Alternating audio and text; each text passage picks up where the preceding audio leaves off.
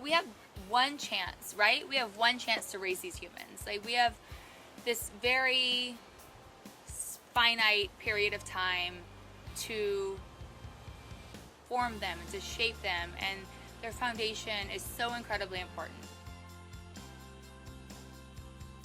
Hello, I'm Elizabeth Chambers. I have a daughter named Harper and a son named Ford, ages 5.5 and 3.5. I feel like the most surprising thing about being a parent is how much you love your children. Like, you knew you could love a person, you knew you could love your family, but parental love is something that is so next level and so all-encompassing. Like, there's literally nothing my kids could ever do to make me not love them.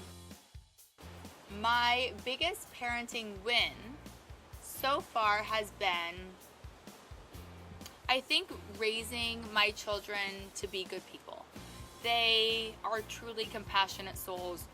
They treat everybody equally. They are inquisitive. They're curious. They are the kind of people I want to be with and the kind of people that I want to be. So I feel like that's definitely a win on every level. My biggest parenting fail so far. We're going opposite end of the spectrum here, I see. Well, if I were being completely honest with you, I wouldn't say that we're on time for school every day. We kind of like, we have like an 8 to 12 minute tardiness situation that happens a couple times a week. But it's good quality time. We're cuddling, we're easing into our day, if you will. And my daughter is a full sleeping beauty, and it takes like an act of Congress to wake her up. So I have to put on her favorite music. We have to have a full like dance party. That's what it takes to get going in the morning. So yes, my biggest parenting fail is not necessarily being on time to school every day. A recent time my kids made me laugh was every single day. They're just magic. Like, every day they have the funniest perspective on something, and I used to email them. When they were born, I created email addresses for them, and so I would email them all the funny things they said, but it's just gotten too much to email. Like, I already have too many emails in my life, so now I just have a note section and a shared album where I do the photos of what they're doing and then the funny things that they've said, and it's never ending. Like, it's constant entertainment over here. The biggest regret from the 90s I have, i.e. fashion faux pas, that I hope my kids don't repeat, I would say the grunge phase, right? Like, I feel like 6th grade I went through a solid flannel t-shirt, like Airwalk, like it was cool, it was a vibe. But I can already see Harper going through that. She has so many beautiful dresses from all around the world, and dresses that my mom has hand smocked and spent hundreds of hours on. And she has informed me recently that she would like to just be cool and not elegant. So I explained to her that nobody ever regretted being elegant, and she said that she regrets being elegant, and she would just like to be cool from now on. So we're 5 going on 15, and I'm going to try to nip that in the bud now, but it's so important for them to express themselves, and I can tell that she's really feeling herself when she's wearing her jean jacket with some holes in it, and I'm chalking it all up to island style. So we're gonna go with it. We're gonna go with it for now, and we'll see how that all turns out.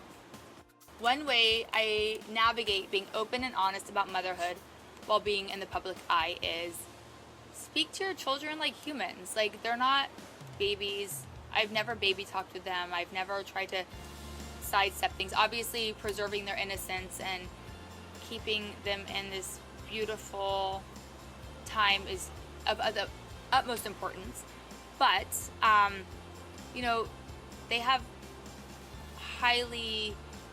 they're highly intelligent, and they have high emotional IQs, and they pick up on everything. So I feel like just speaking to them directly about things and having really honest conversations that you lead with curiosity and genuine questions is always a good idea. For me, I think just really knowing that every day, like, I've owned several restaurants and companies and have a lot going on, and hopefully that will all be there, but I know what won't be there is their childhood. So putting everything I have and pouring everything I have into them and to their childhood and its development in this time in their lives is everything. So for me, like, I don't know, I never want to have any regrets. I never want to look back and say, I wish I had done this, or I wish I had given them more attention. So I think living every single day fully, and obviously taking care of yourself, but really pouring yourself into these magical babes. Like, they're everything, and they're going to be so grown up before we know it, and I'm not going to be happy about it. But we will, because we will know we did our best.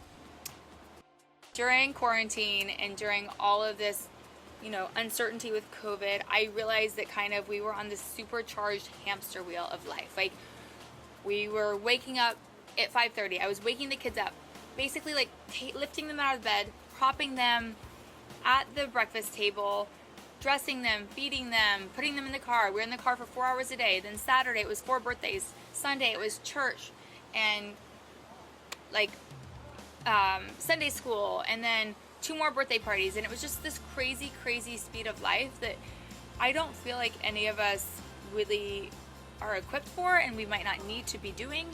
So if nothing else, this entire time has taught me to ease into our mornings a little bit, have a nice snuggle, have a nice cuddle. And I mean, listen, they're kindergarten and preschool. Like, I really don't think that we need to be setting these expectations so high for them. So that's why we're late. I apologize in advance, teachers. We like our little skin to skin every night, every morning, all night, everything cuddle time. So we'll try to be on time next week. I promise.